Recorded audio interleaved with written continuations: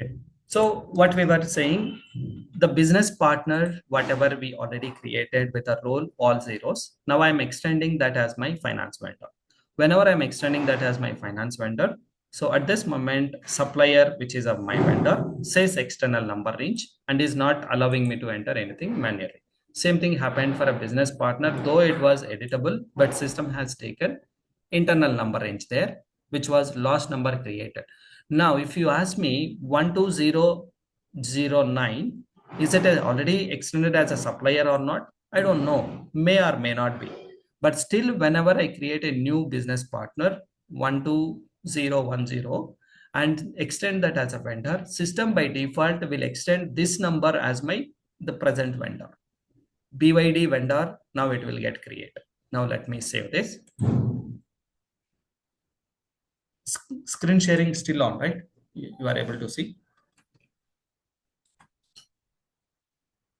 Yes, sir. Okay, cool. Okay. So now there are some errors which is not allowing us. So if I try to save, it is giving some error here under address under FLBN00. There is a requirement under address bar to enter some important information here. Postal code and city both are mandatory. Now let me enter some city, any one city. As I have used state as I Andhra Pradesh, let me enter one of the cities here, Hyderabad. What else I have important? That's it. So let me press enter. So no other fields are important here. Let me save this. Now it has been saved. Let me go to company code one more time, WI10. If you see this WI10, supplier number has been assigned at the same number. This is what we were expecting it. Okay. So just give me a second in case he joined. Okay. Okay. So this is how automatically a vendor number will extend as this number. Okay. Now we created one business partner number, right? So this is how you create first business partner, then you extend that as a vendor wherever required. Now, if you go back and check whether it is there or not, all the what do you say, numbers whatever we created here, right? So whatever the PP numbers we created as my supplier or not, that you can check. Let me go back here one. Okay, go back and say PP, and you enter your BP number. So 1200009. Okay, search with this. We don't have business partner at all here. So business partner itself not created. Maybe let me go with organizations. Nothing. I don't know why. Okay. 1200010. There's something wrong in the search criteria. Okay. It's supposed to show up, but it is not showing. Let me try that differently. This is for customer.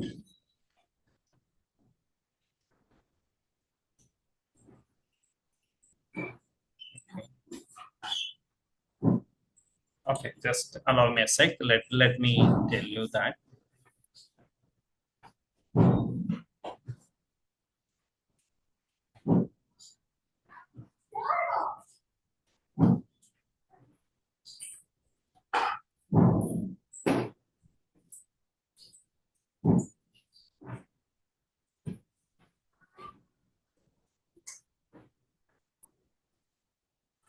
So whenever we wanted to check what are the number ranges available for this one, instead of KNA1, let me go check with KNB1. You see this.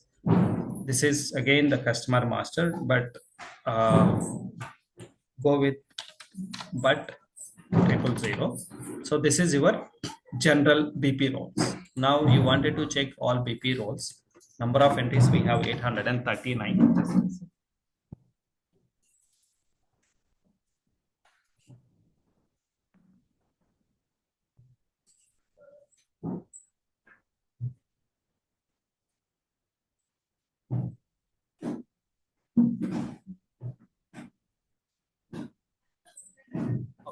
So these are the BP number ranges we have. Let us check maybe further if you wanted to have a group wise uh, filtering, we can do that. Let me check at this moment how many BPs has been created. Now we can see this.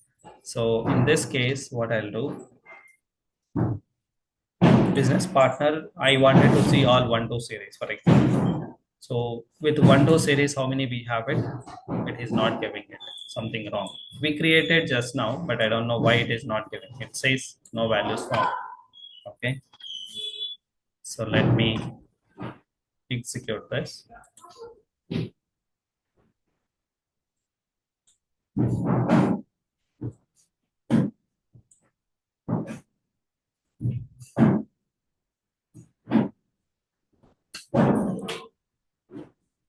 Let me go to the end and see whether we have 1-2 series.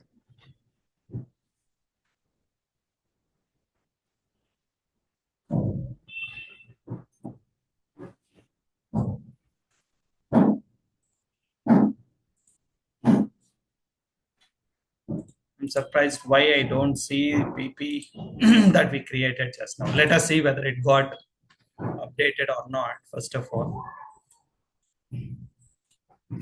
PUCF. Let us check with the PUCF, whatever we have it. So we have the W1, I think. W1 I could see 12000. Okay. So maybe whatever we were searching in a different way. Okay.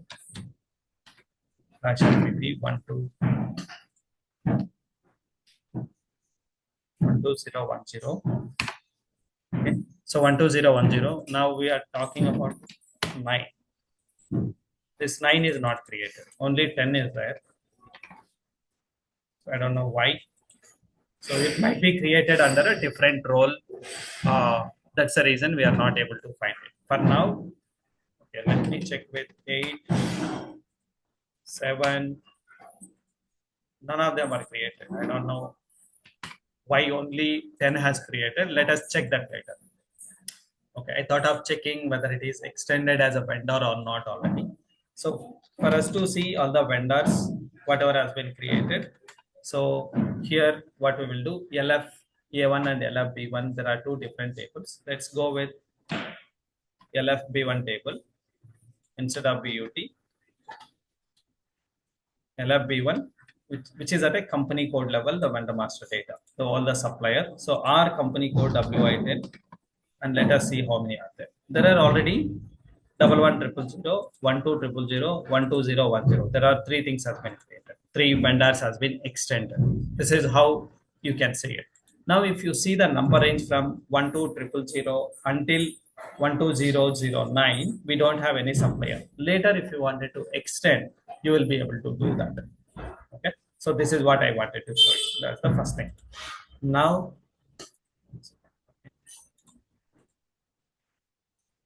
okay, that's what we have done. Now let's check the postings of transactions. How do we post? There are various postings that we do to the vendor, right? Vendor invoice, credit memo, the vendor payments, all this. So the document number ranges whenever you wanted to create, I think these are the 3 document types you need to update it here. Whenever you go to your number ranges for a document types, whenever you go to FBMM particularly, you need to make sure you have 18, 19, and 15 number ranges created. 18, 19, and 15. These are the 3 that you need for the current year. Okay, this is for last year. 25, 25, 25. 15, 18, and 19. 18 for credit memo, 19 for a vendor invoice, 15 for vendor payment. The same thing you can see here as well. /n OBA7. So now if you scroll down here, you see this vendor related, vendor invoice, vendor payment, and vendor payment. These are the 3 things. Now go one by one. KG, it says 18 number range here. For 18 number range, you need to make sure this number ranges has been maintained. So similarly, you go with 19. The same that is for 15, but yeah, vendor invoice is 19. and vendor payments is 50. These are the three things that we do. You just need to update the, as usual, the number ranges in FBL1 for these three document types before we post any documents to a vendor accounts. Either you are posting a vendor invoice or a credit memo or a payment. Without document number, system will not allow. So anyway, you will get that standard error.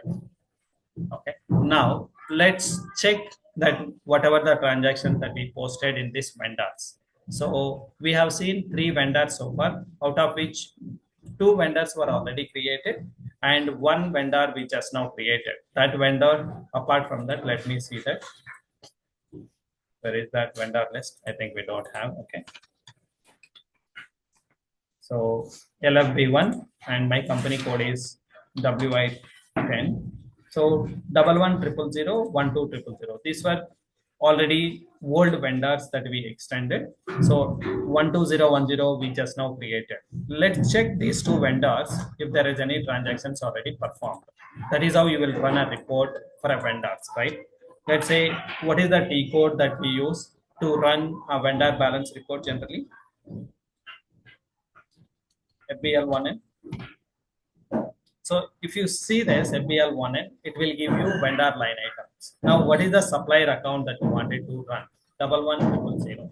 So for 11000, I wanted to see under this company code if there are any open items as on today. What do you mean by open item? We purchased something and payment is due for this vendor. Okay, let us see if there is any open items. If I execute, it says, I think no transactions found. Let me minimize the screen.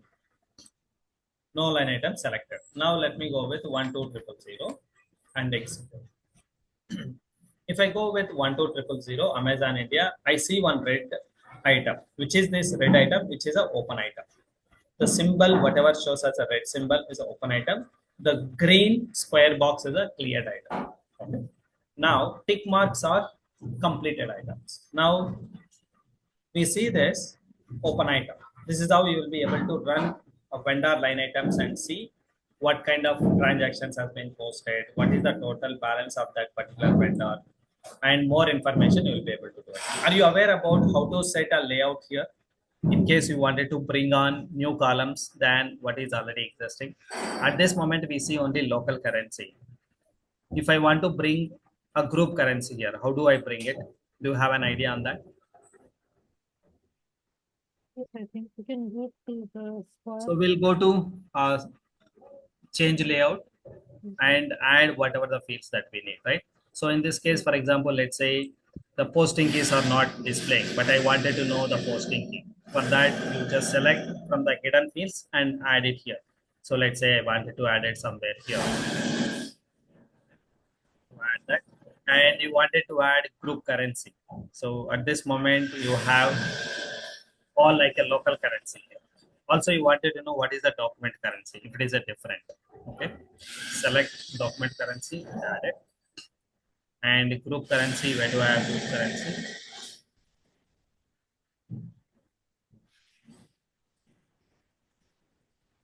Let me search whenever I'm not able to find that. Go with a group.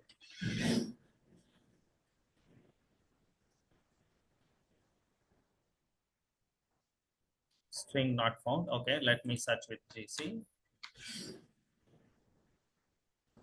Group currency also not found. Let's say that might be with a different name there. So that's how you just find whatever the information that we need. I mean, whatever the new fields that you wanted to add it, then you add it to this side and say copy.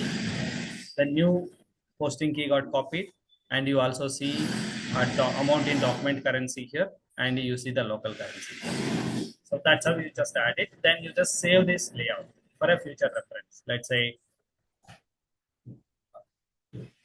WI10 and whatever the name that you wanted to give it, just save. So next time onwards, you don't need to select those fields again and again. Here you see this layout, you say your layout here. That's it. The moment you select this layout and execute, it will by default give you this. That's option one. Second option, in case you miss to enter the layout there, and you wanted to apply now, you go to select layout and select from this list. Ours is a WI10, make this. Okay, so it will apply automatically. This is how you will be able to run a vendor line item report is a one, and also you can run a vendor balances report separately and more on. So as a practice, what I would say, so go through this recording and try to complete this basic configuration and post some basic vendor invoices, some basic entries to the vendor account, and you will be able to run a basic report for a vendor. Then we'll continue from there on. In the next class, I'll share more information to run APP, how to set a APP. Then we'll discuss that in next class. If you don't have any further questions, we'll clarify all your doubts in a next class, and we'll continue the remaining things in the next class. Okay. Sir, I have received the recording for session 31. After that, I have not received Okay. After 31. current foreign currency revaluation till I have understood. Okay, okay. I'll check. Maybe there was some problem in audio last two classes when I was recording. So let me see if I can add them if they will be helpful. Otherwise, we'll cover in our next class with a kind of a revision mode, whatever we have done. Particularly today, whatever we covered these steps, right? Those steps in detail we might have discussed with the business scenarios. Okay, I'll try to put them as well. If you don't find audio, that there was some technical issue where we were not able to capture the audio in those videos. Okay, but I'll add them as well. Okay. Yeah. Okay. Anything else?